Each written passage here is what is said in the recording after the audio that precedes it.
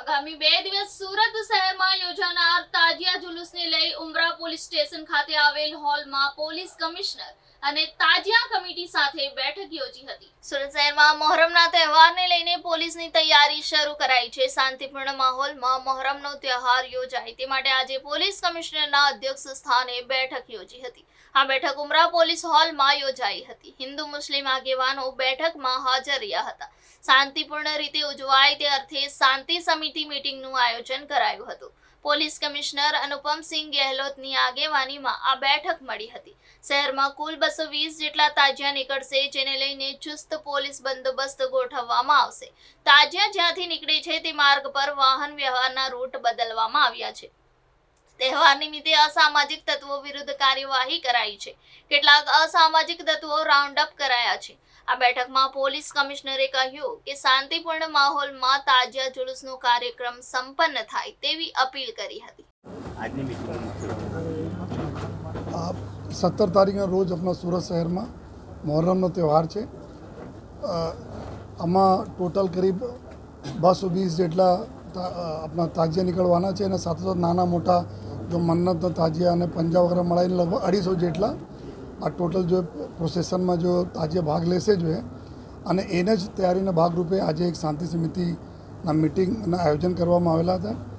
અમે તમામ આપણા ગામના લોકો, અમારા તમામ આગેવાનો, શાંતિ સમિતિના મેમ્બર્સ બધા લોકો અહીંયા હાજર છે અને સાથોસાથ જો એ બધા લોકો પોલીસ અને પ્રશાસન અને લોકો સાથે આગેવાનો અને લોકો સાથે મળીને ખૂબ સરસ રીતે આપણા તહેવાર જો પૂર્ણ થાય આ દિશામાં જો બી અમારી ચર્ચાઓ કરવામાં આવી અને સંપૂર્ણ રૂટ ઉપર આવતીકાલે એટલે 16 તારીખના રોજ આપણા કતલના રાતનો બંદોબસ્ત હોય અને પછી 17 તારીખના રોજ લગભગ બપોરે 4 વાગ્યાના આસપાસ આપણા પ્રોસેસન ચાલુ થાય અને રાત્રે પૂર્ણ થતા હોય।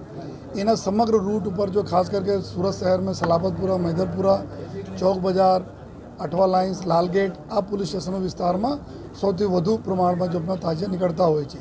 તો ટોટલ 10 ડીસીપી અને 26 એસીપી અને 300 જેટલા પીઆઈ અને પીએસઆઈસ અને 4500 જેટલા પોલીસ અને હોમગાર્ડના બંદોબસ્ત મૂકવામાં આવેલા છે। જો સાથોસાથ જો 7 જેટલા ડ્રોન કેમેરાઓથી જો પૂરા નિગરાની રાખવામાં આવશે જો અને સમગ્ર રૂટ ઉપર જો સીસીટીવી કેમેરા તે સજ્જ આ પૂરા રૂટ છે। ત્યાં અમારા પબ્લિક એડ્રેસ સિસ્ટમ બી છે। એનાથી જો બી અમે કંટ્રોલ રૂમમાંથી જો તમામ પ્રકારના વોચ રાખવામાં આવશે જેથી ખૂબ સરસ રીતે સુચારુ રૂપથી પૂરી યાત્રા પૂર્ણ થાય અને 900 જેટલા અમારા બોડી વન કેમેરાઓ છે જો પોલીસના અલગ અલગ જો એરિયામાં આપવામાં આવશે જો બોડી ઉપર લગાવશે અને એના બી લાઈવ સ્ટ્રીમિંગ થતા રહેશે, રેકોર્ડિંગો બી થતા રહેશે।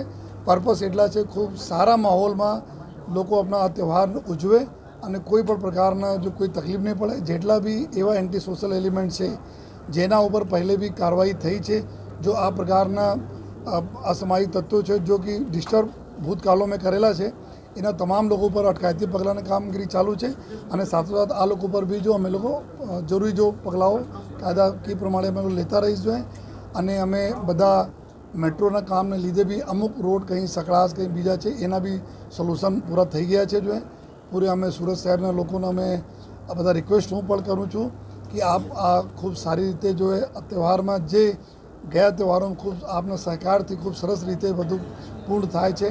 આ તહેવારોમાં ખૂબ આપના સહકારથી ખૂબ સારી રીતે કોમી ઇખલાસ સાથે જો આ બી તહેવારના સમગ્ર બંદોબસ્ત પૂર્ણ થશે, લોકો આપણા તહેવાર મનાવશે જો એવી બધાને હું વિનંતી પણ કરું છું અને ખાતરી પણ આપું છું કે સુરત શહેર પોલીસ એકદમ કટિબદ્ધ છે, સજ્જ છે આ તહેવારને સારી રીતે પૂર્ણ કરવા માટે।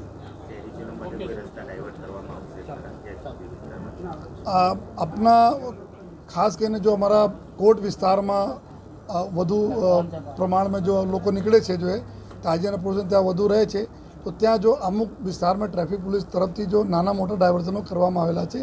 જો આપ આમાં કતલના રાત એટલે આવતીકાલે મોડી રાતથી ચાલુ થશે જો તો આમાં બહુ આપણે ડિસ્ટર્બન્સ રહેતા નથી ટ્રાફિકમાં।